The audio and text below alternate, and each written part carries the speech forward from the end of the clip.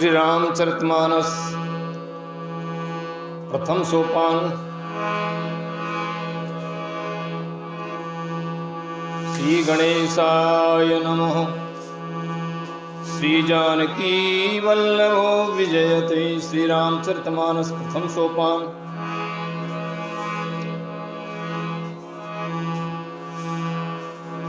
वर्णानाम् अर्थसंज्ञानां रसानां छन्दसामपि मंगलानां च कर्तारौ वन्दे वाणी विनायकम्।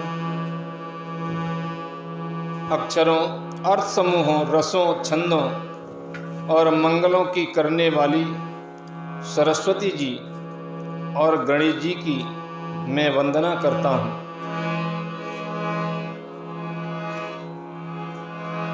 तुलसीदास जी वंदना करते हैं। पहले सरस्वती जी की वंदना की, गणेश जी महाराज की वंदना की। सरस्वती जी बुद्धि की दाता, गणेश जी रिद्धि सिद्धि के दाता, विघ्न विनाशक। किसी भी शुभ कार्य को करने से पहले गणेश जी का स्मरण किया जाता है, जिससे कि कोई विघ्न बाधा उत्पन्न नहीं हो।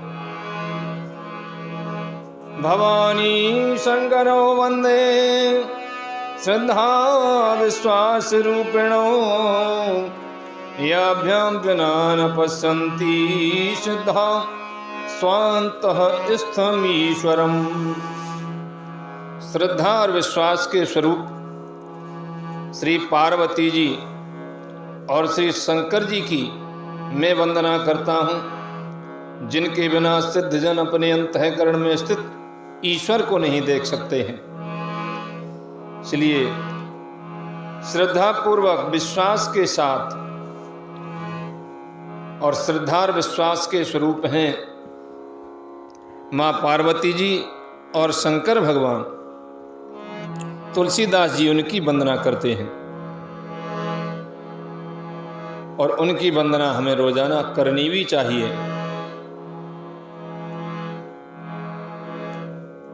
शंकर भगवान के बिना कोई भी सिद्ध अपने अंतःकरण में स्थित ईश्वर को नहीं देख सकता है। यानी ईश्वर साक्षात्कार, भगवान के दर्शन बिना शंकर भगवान की कृपा के नहीं हो सकते हैं। वंदे बोधमयम नित्यम गुरुम शंकर रूपिणम यमाश्रितो हि वक्रो अपि चंद्र सर्वत्र वंदते। ज्ञान में ज्ञान को देने वाले नित्य शंकर रूपी गुरु की मैं वंदना करता हूँ। तुलसीदास जी पहले गुरु की वंदना करते हैं,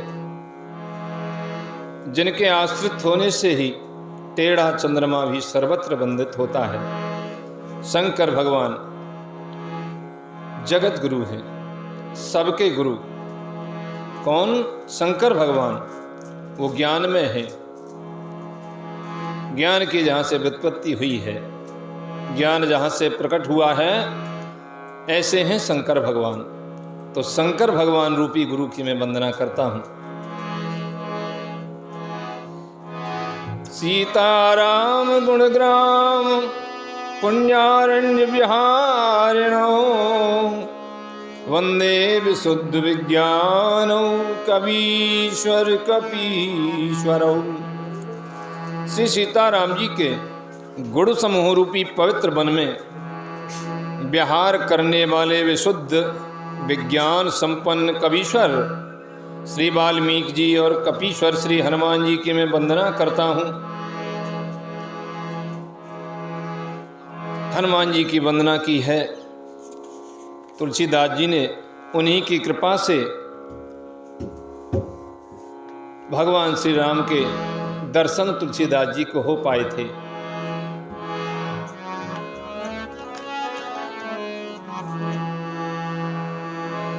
उद्भव स्थिति संहार कारिणीं क्लेशहारिणीं सर्व श्रेयस्करीं सीतां नतो अहम राम वल्लभाम्। उत्पत्ति, स्थिति, पालन और संहार करने वाली और दुखों को हरने वाली, क्लेशों को हरने वाली तथा संपूर्ण कल्याणों की करने वाली श्री रामचंद्र जी की प्रियतमा श्री सीता जी की मैं नमस्कार करता हूँ। यानी उन्हीं माँ की कृपा से, आदिशक्ति की कृपा से संसार की उत्पत्ति होती है और उसका पालन होता है, और संहार कारिणी शक्ति भी वे ही हैं। तो सीताराम जी की मैं वंदना करता हूं। जय।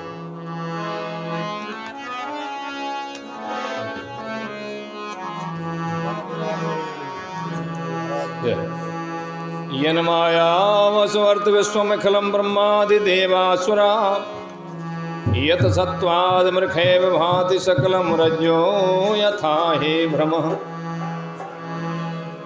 यत्पादप्लवमेकमेव हि भवां मोदेस्तीर्षावतां वन्दे अहं तं शेषकारण परम रामाख्युमीशं हरिं।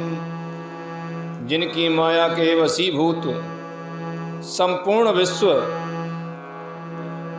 ये सारा संसार उन्हीं की माया से वशीभूत हो रहा है।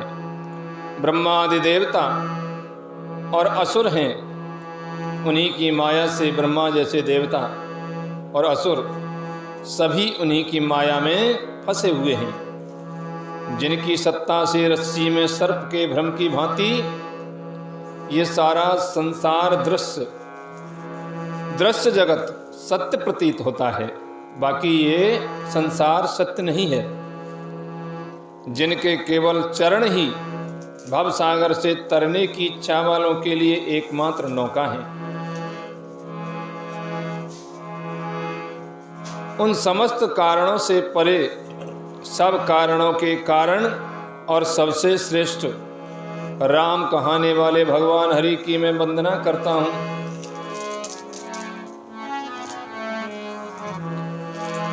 नाना पुराण निगमागम सम्मतम यद रामायणे निगदितं क्वचिदन्यतोऽपि स्वान्तः सुखाय तुलसी रघुनाथ गाथा भाषा निबंधुमत मंजुल मातनोति।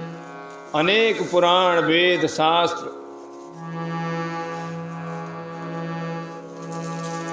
तंत्र शास्त्र से सम्मत तथा जो रामायण में वर्णित हैं और कुछ अन्यत्र से भी उपलब्ध रघुनाथ जी की कथा को तुलसीदास जी अपने अंतःकरण के सुख के लिए अत्यंत मनोहर भाषा रचना में विस्तृत करता है।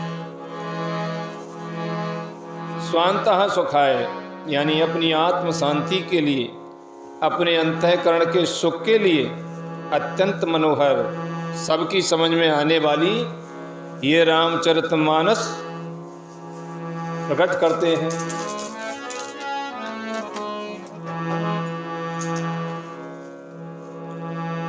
जो सुमरत सिद्ध होई गणनायक करवर बदन करो अनुग्रह सोय बुद्धि राशि शुभ गुण सदन। जो स्मृत सिद्ध होय यानी कि जिन्हें स्मरण करने से सब कार्य सिद्ध होते हैं। जिनको याद कर लिया जाए तो सारे कार्य, सब काम बनते हुए चले जाते हैं। वो कौन है? गणों के स्वामी, गणनायक करवर बदन। गण यानी सभी देवताओं के स्वामी, सुंदर हाथी के मुख वाले, हाथी के जैसे मुख वाले, बुद्धि के राशि और शुभ गुणों के धाम श्री गणेश जी महाराज मेरे ऊपर कृपा करें। रामायण की रचना से पहले तुलसीदास जी गणेश जी की वंदना करते हैं, गणेश जी का स्मरण करते हैं और कहते हैं कि गणेश जी मेरे ऊपर कृपा करें। और हमें बताते हैं कि किसी भी शुभ कार्य को करने से पहले गणेश जी महाराज का स्मरण जरूर करना चाहिए। वो रिद्धि सिद्धि के दाता हैं, विघ्नों को दूर करने वाले हैं। यदि किसी भी शुभ कार्य के करने से पहले गणेश जी महाराज का स्मरण कर लिया जाए तो उस कार्य में कोई भी विघ्न बाधा उपस्थित नहीं होती है। मूक होए बाचाल, पंगु चढ़े गिरवर गेह, जासु कृपा सु दयाल, द्रवऊ सकल कलमल दहन। जिनकी कृपा से गूंगा बहुत सुंदर बोलने वाला हो जाता है और लूला लंगड़ा दुर्गम पहाड़ पर चढ़ जाता है। वे कलयुग के सब पापों को जला डालने वाले दयालु भगवान मेरे ऊपर कृपा करें। यानी कि जब भगवान की कृपा हो जाए तो कोई भी कार्य असंभव नहीं होता है। नील सरोवर श्याम, तरुण अरुण मार्ज नयन, करऊं सुमम उर्धाम, सदा चीर सागर शयन। जो नील कमल के समान श्याम वर्ण हैं, पूर्ण खिले हुए लाल कमल के समान जिनके नेत्र हैं, और जो सदा क्षीर सागर में शयन करते हैं। कौन? भगवान नारायण, भगवान विष्णु मेरे हृदय में निवास करें।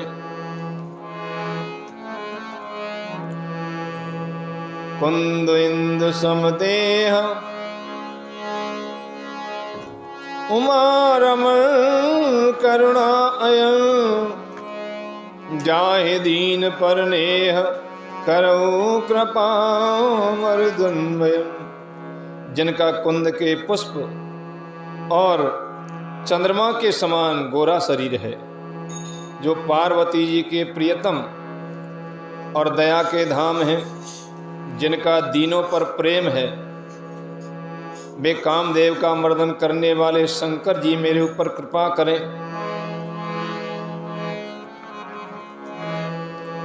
उसके बाद में तुलसीदास जी वंदना करते हैं।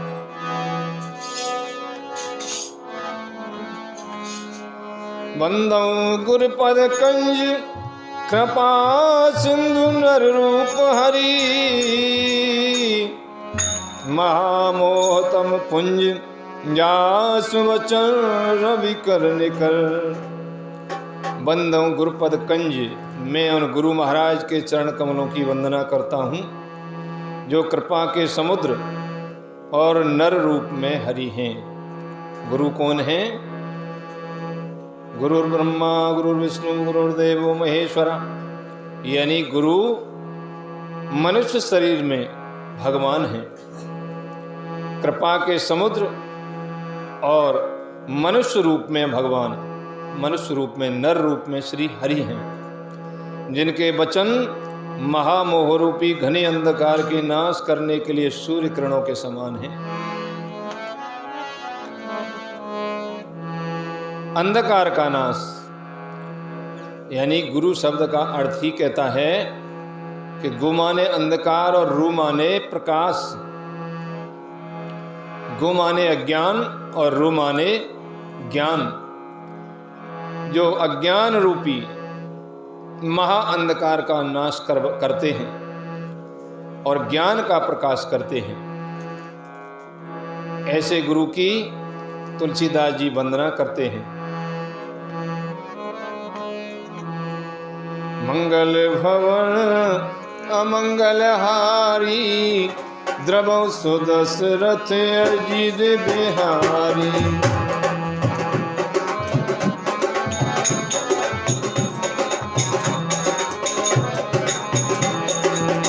श्री राम जय राम जय जय राम, श्री राम जय राम जय जय राम। बोलो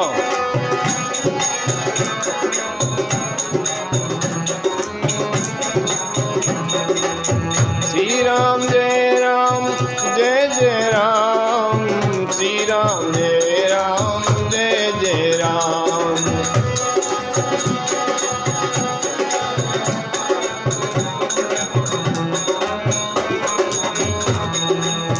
अमियमूर में चूरन चारू, समन सकल भव रुजि परिवारू। श्री राम जय राम जय जय राम, श्री राम जय राम जय जय राम, श्री राम राम जय राम। सुकृत संभूतन विमल विभूति मंजुल मंगल मोद प्रसूति।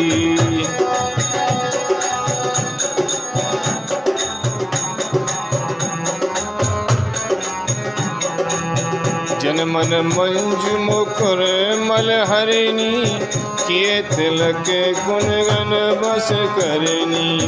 श्री राम जय राम जय जय राम। श्री राम जय राम जय जय राम। श्री राम जय राम।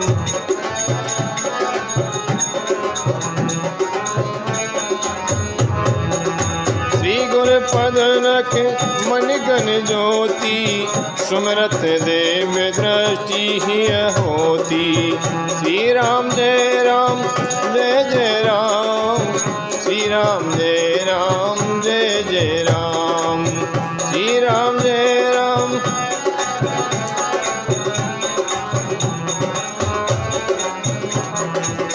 दलन मोह तम सो प्रसव कासु बड़े भागे और आवई जासु। दलन मोह तम सो सप्रकाशु बड़े भागे और आवई जासु। श्री राम जय राम जय जय राम। श्री राम जय राम जय जय राम। श्री राम जय राम जय जय राम। श्री राम जय राम जय जय राम। बंदो गुरु पद पद्म परागा। मैं गुरु महाराज के चरण कमलों की रज की वंदना करता हूँ। चरण कमलों के रज की, जन चरणन की चरण पादुका भरत रहे लवलाई। भगवान के चरणों की रज और गुरु महाराज के चरणों की रज एक अद्भुत चीज होती है। यदि महापुरुषों के चरणों की रज को अपनी धूलि पर, अपने माथे पर हम लगाएंगे तो क्या चमत्कार होता है। ये श्रद्धा की बात होती है, विश्वास की बात होती है। पूर्ण गुरु और महापुरुषों के चरणों की रज लेकर के यदि अपने माथे पर हम लगाएंगे तो हमारे बुद्धिगत मनगत सारे विकार दूर हो जाते हैं। जितने भी उल्टे लेख हमारे मस्तिष्क में लिखे हुए हैं सब टल जाते हैं। हमारी बुद्धि बिल्कुल पाक साफ शुद्ध हो जाती है।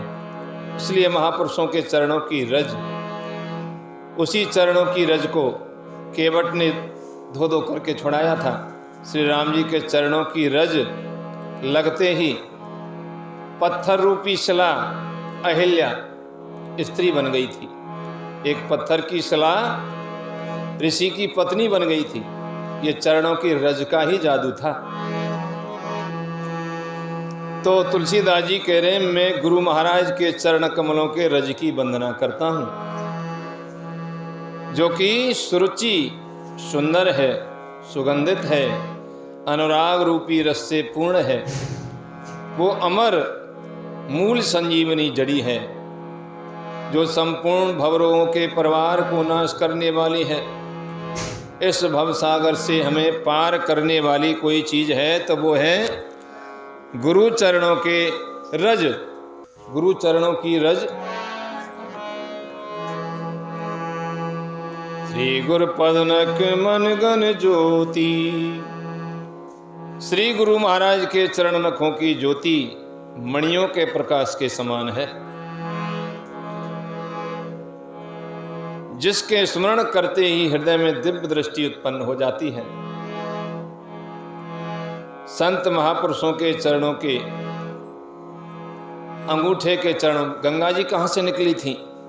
गंगा जी निकली थी भगवान नारायण के चरण के अंगूठे की नाखून में से। गंगा जी प्रवाहित हुई थी और वो गंगा जी स्वर्ग में प्रवाहित हुई थी, और स्वर्ग से फिर उसके बाद जब भगीरथ ने तपस्या की थी तो शंकर भगवान ने अपने शीश पर गंगा को धारण किया था। बाकी गंगा का उद्गम स्थान है भगवान के चरण नख यानी अंगूठे के नाखून में से गंगा जी निकली थी। तो श्री गुरुपद नख मन गन ज्योति, उसी तरह से गुरु महाराज के चरण नख से एक दिव्य ज्योति प्रवाहित होती है। सारी ऊर्जा संत महापुरुषों के चरणों में होती है, जो कि प्रकाशित होती रहती है। इसीलिए चरणों का स्पर्श करने का महात्म्य है। चरण स्पर्श इसीलिए किए जाते हैं क्योंकि सारी ऊर्जा महापुरुषों के चरणों में होती है, जिसके स्मरण करते ही हृदय में दिव्य दृष्टि उत्पन्न हो जाती है। विश्वास करके यदि हम महापुरुषों के चरणों की रज को अपने माथे पर लगाएंगे तो हमारे माथे के, हमारे बुद्धि के सारे विकार, अज्ञान सब कुछ दूर होकर के ज्ञान का प्रकाश होगा और अज्ञान रूपी अंधकार का नाश होगा। ये अज्ञान के द्वारा ही हम भगवान की भक्ति नहीं कर पाते हैं। भगवान की भक्ति सरल है, सहज है, लेकिन हम उसकी तरफ प्रेरित नहीं होते हैं, नहीं करते हैं, क्योंकि अज्ञान घेर लेता है। अज्ञान के कारण हम भगवान का नाम तक नहीं ले पाते हैं। न किसी यानी सत्संग में, कथा में, भागवत में, कीर्तन में और यज्ञ अनुष्ठान इत्यादि में हम भाग लेते हैं, न कर पाते हैं, न करा पाते हैं। ये अज्ञान हमें घेरे रहता है और यही अज्ञान हमें इस संसार में भटकाता रहता है। अज्ञान के अंधकार में, जैसे रात्रि में अंधकार हो और हमें हमारी कोई चीज़ खो जाए, उजाले का कोई साधन नहीं हो, तो वो चीज़ कैसे मिल सकती है? नहीं मिल सकती है, क्योंकि दिखाई नहीं दे रहा। इसी तरह से हम सबको अज्ञान ने घेर रखा है, अंधेरा है, इसलिए ज्ञान का प्रकाश नहीं हो पा रहा है। यदि ज्ञान का प्रकाश हो जाए तो हम हृदय से, दिल से, श्रद्धा से सुबह शाम भगवान का भजन करने लग जाएं। भोजन कर लेते हैं, पानी पी लेते हैं, प्यास मिटा लेते हैं, शरीर के लिए सारी सुख सुविधाएं हम कर लेते हैं, लेकिन जो करने का हमारा कार्य है, जिस कार्य को हम करने के लिए मनुष्य रूप में आए हैं, उस कार्य को हम भूल जाते हैं। वो हमारा कार्य है भगवान का भजन, ध्यान, स्मरण, पाठ, पूजन, कीर्तन, सत्संग। ये हमारे करने के कार्य हैं। इनको हम करेंगे तो हमें लाभ मिलेगा, पुण्य मिलेगा। पुण्य मिलेगा तो इस जन्म मृत्यु के चक्र से हमारा छुटकारा होगा और भगवान के वैकुंठ धाम की हमें प्राप्ति होगी। ये जीवात्मा मुक्त हो जाएगी और इसी के लिए हमें ये मनुष्य शरीर, मनुष्य का जन्म प्राप्त हुआ है। तो दलन मोह तम सो सप्रकाशु, बड़े भाग उर आवई जासु। गुरु महाराज के चरणों की ज्योति मणियों के प्रकाश के समान है, ज्ञान का उजाला करती है, जिसके स्मरण करने से हृदय में दिव्य दृष्टि उत्पन्न होती है। हमें अपना मूल स्वरूप, हमारे हृदय में बसे हुए परमात्मा हमें दिखाई देते हैं।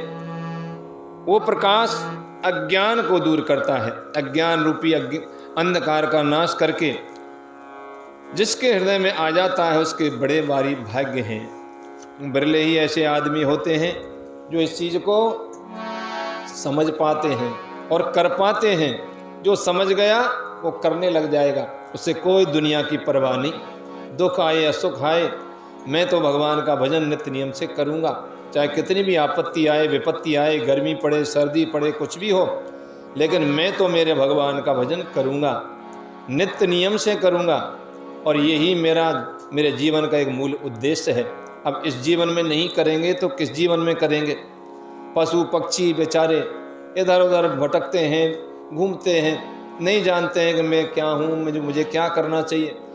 पशु पक्षी की योनि यदि हमें मिल गई तो हम न ये सत्संग सुन सकते हैं, न सत्संग कर सकते हैं, न भगवान का भजन ध्यान स्मरण कर सकते हैं। जब तक हमारा यह मनुष्य जीवन है तब तक हम भगवान का भजन स्मरण, शुभ कार्य, धर्म के कार्य, पुण्य के कार्य, तीर्थ यात्रा इत्यादि कर सकते हैं। उसके बाद में नहीं, क्योंकि ज्ञान ही नहीं है। फिर तो 84 लाख योनियों में दर दर भटकना पड़ेगा। पशु हैं, पक्षी हैं, भूखे हैं, प्यासे हैं, कहाँ से आए, कहाँ से प्राप्त होगा? तो इस जीवन का मूल उद्देश्य है परमात्मा की प्राप्ति करना चाहिए। उगरई विमल विरोचन ही के, मिटई दोष दुख भव रजनी के। उसके हृदय में आते हृदय के निर्मल नेत्र खुल जाते हैं, संसार रूपी रात्रि के दोष दुख मिट जाते हैं, एवं श्री रामचरित्र रूपी मणि सूजहि रामचरित मणि माणिक। मणि और माणिक रामचरित्र रूपी मणि गुप्त प्रकट जह जो जही खान। गुप्त और प्रकट जहां जो जिस खान में है सब दिखाई पड़ने लग जाता है। यानी कि जो असलियत है, हमारे जीवन की असलियत क्या है, वो हमें दिखाई देने लग जाती है और उस कार्य को हम करने लग जाते हैं। जथा सुअंजन अंजित रग साधक सिद्ध सुजान। कौतुक देखत सैल वन भूतल भूर निधान। सियावर राम जय जय राम। जैसे सिद्धांजन को नेत्रों में लगा करके साधक सिद्ध और सुजान पर्वतों वनों और पृथ्वी के अंदर कौतुक से ही बहुत सी खाने देख लेते हैं, उसी प्रकार से श्री गुरु महाराज के चरणों की रज कोमल सुंदर नैनामृत अंजन है।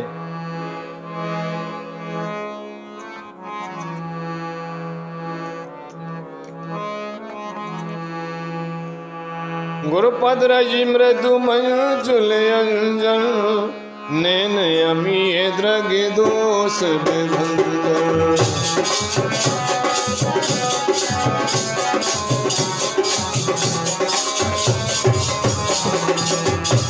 कर विमल विवेक विलोचन। वर्णौ रामचरित भव मोचन। श्री राम जय राम बोलो जय जय राम। श्री राम जय राम जय जय राम। बंधु प्रथम मई सुर चरणा। मोह जनित संशय सब हरना। श्री राम जय राम जय जय राम। श्री राम जय राम जय जय राम।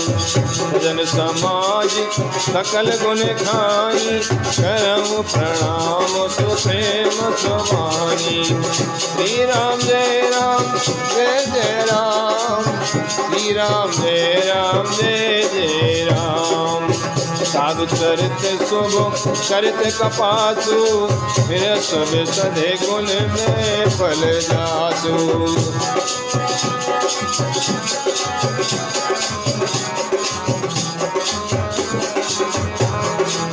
जो सही दुख परे छिद्र दोरावा। वंदनीय जी जग जस पावा। श्री राम जय राम जय जय राम। श्री राम जय राम जय जय राम। मुद मंगल में संत समाजू। जो जग जंगम तीरथ राजू। राम भक्ति जय सुर सर धारा। हर सही ब्रह्म विचार प्रचारा। श्री राम जय राम जय जय राम। श्री राम जय राम जय जय राम।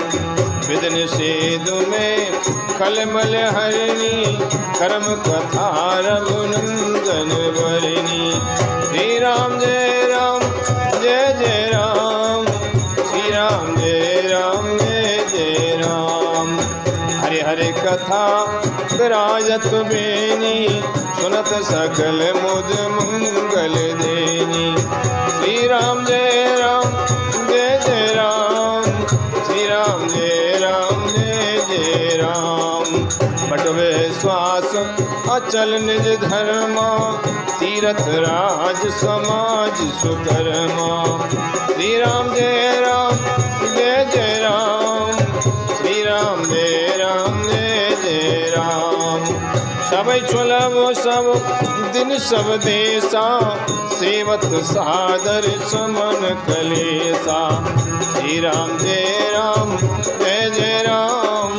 श्री राम जय राम जय जय राम। अकत अलौकिक तीर तीरथ राव, दिसद फल प्रगट प्रभाव। श्री राम जय राम जय जय राम, श्री राम जय राम जय जय राम।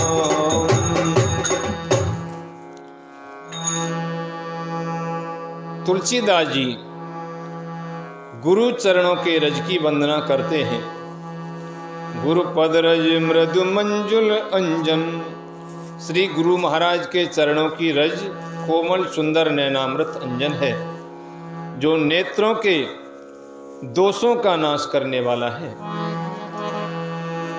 नेत्रों का दोष क्या है?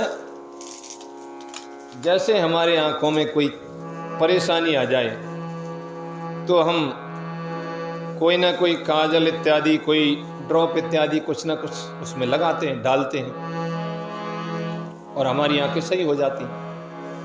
लेकिन यहां तुलसीदास जी नेत्रों का दोष, आंखों में क्या दोष हो सकता है? नेत्रों का दोष है। नेत्रों का दोष ये है, नेत्रों में हमने अपना पराया बसाया हुआ है, मैं और मेरा बसाया हुआ है। जब हमारे नेत्रों से हम अपने संतान को, अपने पुत्र को, पुत्री को, नाती पोते को देखते हैं तो हमारे नेत्र प्रसन्न हो जाते हैं और कहते हैं कि मेरा बेटा, मेरा पोता, बड़े खुश होते हैं। लेकिन दूसरे ही क्षण मान लीजिए कोई दूसरा बालक हमारे सामने आ जाए और वो रो रहा हो तो हमारे नेत्र कहेंगे कि ये मेरा थोड़ी है, रोता है तो रोता है, रोता है तो रोने दो। ये नेत्रों का दोष है। यह है अपना और पराया। लेकिन भगवान के तो सभी एक जैसे हैं। भगवान कहते हैं कि सब मम प्रिय सब मम उपजाए। भगवान कहते हैं कि हे मनुष्यों, हे जीवो, तुम सब मेरी संतान हो, इसलिए सब मुझे प्रिय हैं। जब भगवान अपनी आंखों से, अपनी भावना से सबको प्रेम करते हैं। सब मम प्रिय, भगवान कहते हैं सब मम प्रिय। तो जब भगवान को ही सब प्रिय हैं तो हमको भी सभी प्रिय होने चाहिए। ऐसा ही अपना, ऐसा ही पराया। उतने ही प्यार से हम अड़ोस पड़ोस वालों को सबको देखेंगे, उतने ही प्यार से अपने घर वालों को देखेंगे। तो यह है नेत्रों का दोष, देखने का दोष। देखिए, हमारी आंखें देखती सब कुछ हैं, लेकिन हमारी दृष्टि में भेद होता है, देखने में भेद होता है। हमारे नेत्र, हमारी दृष्टि, अंतर्दृष्टि अपना और पराया देखती है कि ये मेरा है और ये पराया है। इसी कारण से तुलसीदास जी महाराज कहते हैं, नैन अमीय दृग दोष विभंजन। नेत्रों के दोषों का नाश करने वाला क्या है? इस दोगली दृष्टि को, अपने पराये को देखना, ये दोष है। और इस दोष को कौन मिटाता है? गुरु महाराज के चरणों की रज, यानी कि गुरु का ज्ञान इस दोष को मिटाता है। तब जाकर के हमें परमात्मा की प्राप्ति होती। तेहि कर बिमल विवेक बिलोचन, बरनऊ राम चरित भव मोचन। मैं उस अंजन से विवेक रूपी नेत्रों को निर्मल करके, मैं गुरु महाराज के चरणों की रज से अपने नेत्रों को निर्मल करके संसार रूपी बंधन से छुड़ाने वाले श्री रामचरित्र का वर्णन करता हूँ। संसार के बंधन से यदि हमें छूटना है तो रामायण सुने, श्री रामचरित्र को हम सुने। तुलसीदास जी कहते हैं कि जो भी इस रामचरितमानस को, रामायण को सुनता है, गहराई से सुनता है, इसका अनुसरण करता है, उसका भवबंधन छूट जाता है, उसे भगवत प्राप्ति हो जाती है। आगे कहते हैं कि बंदं प्रथम महीसुर चरणा। महीसुर, बंदं यानी मैं वंदना करता हूँ प्रथम, सबसे पहले महीसुर। महीसुर कहते हैं ब्राह्मणों को। महीसुर चरणा, मैं सबसे पहले पृथ्वी के देवता ब्राह्मणों के चरणों की वंदना करता हूँ। ब्राह्मणों के यानी पृथ्वी के देवता कौन हैं? ब्राह्मण। देखिए, विष्णु भगवान के अनेक मंदिर हैं, शंकर भगवान के अनेक मंदिर हैं, लेकिन ब्रह्मा जी का मंदिर आपने कहीं देखा नहीं होगा। ब्रह्मा जी का मंदिर केवल एक पुष्कर में है। ब्रह्मा जी के मंदिर और अन्यत्र कहीं भी नहीं है। क्यों नहीं है? क्योंकि ब्रह्मा जी ब्राह्मण के रूप में ब्रह्मा जी की ही पूजा होती है, इसलिए ब्रह्मा जी के मंदिर कहीं भी नहीं है। विष्णु भगवान के, शंकर भगवान के, देवी हनुमान जी सबके मंदिर हैं, लेकिन ब्रह्मा जी के मंदिर नहीं। तो पृथ्वी के देवता कौन हैं? ब्रह्मा रूपी ब्राह्मण। सबसे पहले तुलसीदास जी ब्राह्मणों के चरणों की वंदना करते हैं। मोह जनित संशय सब हरना, जो कि अज्ञान से उत्पन्न सब संदेहों को हरने वाले हैं। सुजन समाज सकल गुण खानी, करो प्रणाम सप्रेम सुबानी। सब गुणों की खान संत समाज को प्रेम से सुंदर वाणी से प्रणाम करता हूं। संतों की वंदना करते हैं। संत होते हैं सुधरे हुए लोग, श्रेष्ठ पुरुष। साधु चरित शुभ चरित कपासु। संतों का चरित्र कैसा होता है? शुभ चरित कपासु, कपास के चरित्र जैसा। संतों की उपमा कहाँ दी है? कपास से। अब कपास में क्या खासियत होती है? क्योंकि कपास का फल होता है नीरस। कपास के फल में रस नहीं होता है, विशद और गुणमय होता है। कपास की डोरी नीरस होती है, क्योंकि उसमें तो रुई निकलती है। उसी प्रकार से संत चरित्र भी नीरस होता है, विषयासक्ति से रहित नीरस। और हम तुम सब गृहस्थी हैं, हमारा फल रसमय होता है। कपास उज्जवल होता है, उज्जवल यानी सफेद। कपास सफेद रंग का होता है। उसी प्रकार से संतों का हृदय भी अज्ञान और पाप रूपी अंधकार से रहित, विशद और निर्मल होता है, उज्जवल होता है। और कपास में गुण तंतु होते हैं। इसी प्रकार संत का चरित्र भी सद्गुणों का भंडार होता है, इसलिए गुणमय है। जैसे कपास का धागा सुई के किए हुए छेद को अपना तन दे करके ढकता है, अथवा कपास को जैसे काता जाता है, बुना जाता है, तो कष्ट सह करके भी वस्त्र के रूप में परिणत होकर के दूसरों के गोपनीय स्थानों को ढकता है। कपास से ही सारे वस्त्र इत्यादि तैयार होते हैं, और इससे हमारे तुम्हारे सभी के तन ढके हुए हैं। उसी प्रकार से संत स्वयं दुख सह करके दूसरों के दोषों को ढकते हैं, जिसके कारण उसने जगत में वंदनीय यश प्राप्त किया है। तो संतों की वंदना हुई, संतों की वंदना की गई। संत हमारे समाज के पथ प्रदर्शक हैं, मार्गदर्शक हैं। संत हमें बताते हैं कि क्या करना चाहिए और क्या नहीं करना चाहिए, कौन सा रास्ता योग्य है, कौन सा रास्ता अयोग्य है, ऐसा हमें संत बताते हैं। संत यानी कि श्रेष्ठ पुरुष, अच्छे लोग, सुधरे हुए लोग, ज्ञानवान लोग संत होते हैं, जो परमात्मा के, भगवान के रास्ते पर चलते हैं और इस संसार के भूले भटके लोगों को भी भगवान के रास्ते की तरफ लाते हैं कि आओ, और ये तुम जिस रास्ते पर चल रहे हैं तुम्हारे चलने योग्य नहीं है, तुम आगे जाओगे तो गिर जाओगे, फिर कभी नहीं उठ पाओगे। इसलिए संत बताते हैं कि भगवान के रास्ते पर चलो, कैसे भक्ति की जाती है, कैसे भजन किया जाता है, ये सब कुछ संत हमारा मार्गदर्शन करते हैं।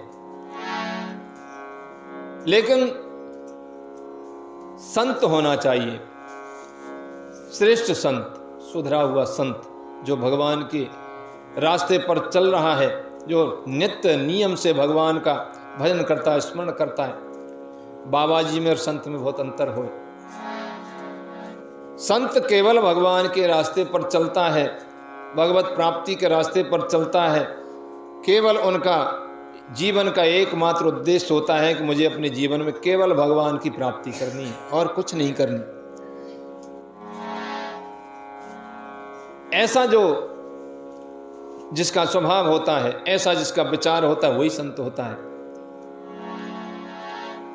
और बाबा जी और संत में बहुत अंतर होता है। संतों को कोई लेना देना नहीं किसी मंदिर से या किसी से कहीं भी बैठ जाएं, और उन्हें लेना देना है तो केवल भगवान से। उन्हें केवल भगवत प्राप्ति करनी है। सुनना है तो केवल भगवान का नाम ही सुनना है। जिह्वा से उच्चारण करना है तो केवल भगवान का नाम ही उच्चारण करना है। चलना फिरना है, सोना जागना है, कुछ भी करना है, केवल भगवान के लिए करना है। अपना जीवन केवल भगवान के लिए समर्पित है। चाहे खाना भोजन मिले न मिले, पानी मिले न मिले, लेकिन हम भगवान को नहीं भूलेंगे। जिसका ऐसा भाव होता है, ऐसा विचार होता है, वही सच्चा संत होता है। जो श्रेष्ठ संत होता है उसे जीवन में किसी भी किसी भी वस्तु से इतना अनुराग, इतनी आसक्ति नहीं होती कि मुझे फलां चीज़ चाहिए तो मैं सुखी होऊंगा। जैसा भी रूखा सूखा, जैसा भी कुछ भी मिल जाए, केवल पेट भर कर के भजन करने के लिए इस शरीर को चलाते रहे, ये शरीर चलता रहे, वो केवल जीने के लिए खाते हैं। संतों में और साधारण मनुष्यों में यही अंतर होता है कि हम तुम सभी गृहस्थी खाने के लिए जीते हैं। अच्छा भोजन मिल जाए, अच्छा रहने को मिल जाए, इसके लिए जीते हैं। हम जीते हैं केवल खाने के लिए, और संत जीते हैं जीने के लिए, खाते हैं। केवल जीवन चलता रहे इसके लिए, स्वाद से उन्हें कोई लेना देना नहीं होता है, कैसा भी मिल जाए, बस हमारा शरीर चलता रहे जिससे हम भजन करते रहें। उनका मूल उद्देश्य होता है भजन करना, और भजन करके भगवान की प्राप्ति करना, भगवान के दर्शन करना।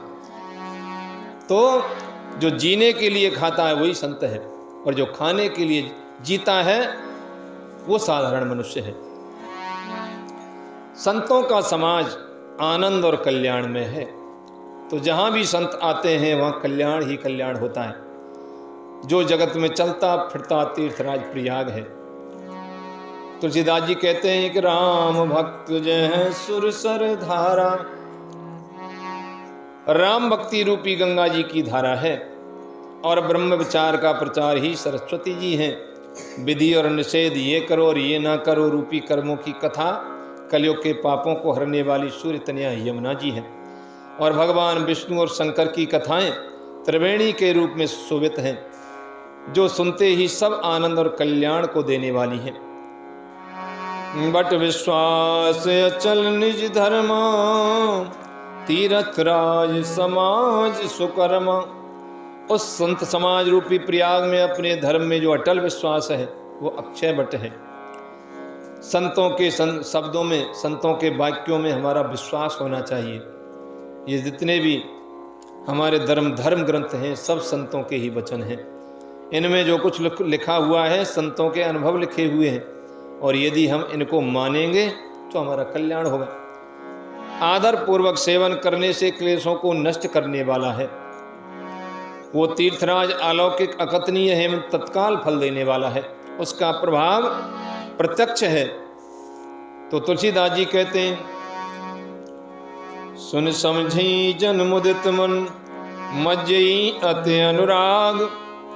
लही चार फल अछत चन, साधु समाज प्रयाग। जो मनुष्य इस संत समाज रूपी तीर्थराज का प्रभाव प्रसन्न मन से सुनते हैं और समझते हैं, और फिर अत्यंत प्रेम पूर्वक इसमें गोता लगाते हैं, जो संतों की बातों को मानते हैं, जो संतों की चरण सेवा करते हैं, इस शरीर के रहते ही धर्म अर्थ काम मोक्ष चारों फल प्राप्त कर जाते हैं। यानी संत कोई ऐसा नहीं कि जटा रखा ली और दाढ़ी रखा ली और पीले लाल इत्यादि कपड़े रंग लिए और वो संत हो गया। संत तो इनसे कोसों दूर हैं। संत कभी भी अपने शरीर को जो हानि पहुंचाने वाली वस्तु है उनका सेवन नहीं करते हैं। पाक साफ शुद्ध भोजन करते हैं, कभी भी तामसी भोजन नहीं करते हैं। केवल मन में सात्विक भाव जागें उस तरह के शुद्ध फल, दूध इत्यादि, यानी कि शुद्ध आहार, सात्विक आहार का भोजन करते हैं। हम रोटी खाते हैं, सब्जी खाते हैं, नमक मिर्च मसाले प्याज लहसुन इत्यादि सब कुछ खाते हैं, खा तो लेते हैं, क्योंकि हमारे जीव का स्वाद जब तक नहीं बैठता है, तब जब तक प्याज लहसुन सब्जी में नहीं हो, लेकिन उसका लाभ और हानि क्या होता है ये हम नहीं जानते। उससे हानि और लाभ क्या होता है, ये सब चीज़ें हैं तामसिक। इन सब चीज़ों को भोजन खाने से हमारा तामस बढ़ता है। और अन्न के अंदर होता है रजोगुण। अन्न यदि हम खाएंगे तो हमारे अंदर रजोगुण बढ़ेगा। और यदि फल इत्यादि सात्विक भोजन करेंगे, दूध है, गाय का दूध है, फल है, जैसे आज एकादशी है तो हमने यानी दूध फल इत्यादि भोजन किया, इसके करने से क्या होता है, मन में शुद्ध सात्विक विचार आएंगे, बुरे विचार नहीं आएंगे। और जैसा खाएं अन्न वैसा हो जाए मन, ये तो सब जानते हैं। तो हम तामसी भोजन करेंगे तो हमारा मन तामसी हो जाएगा। यदि हम रजोगुण के अनुसार ऐसा भोजन करेंगे तो हमारे अंदर रजोगुण की वृद्धि होगी। और यदि हम सात्विक भोजन करेंगे, शुद्ध भोजन करेंगे, तो हमारा मन सात्विक हो जाएगा और हमारी सात्विक विचारधारा होगी, सतोगुण हमारे अंदर आएगा।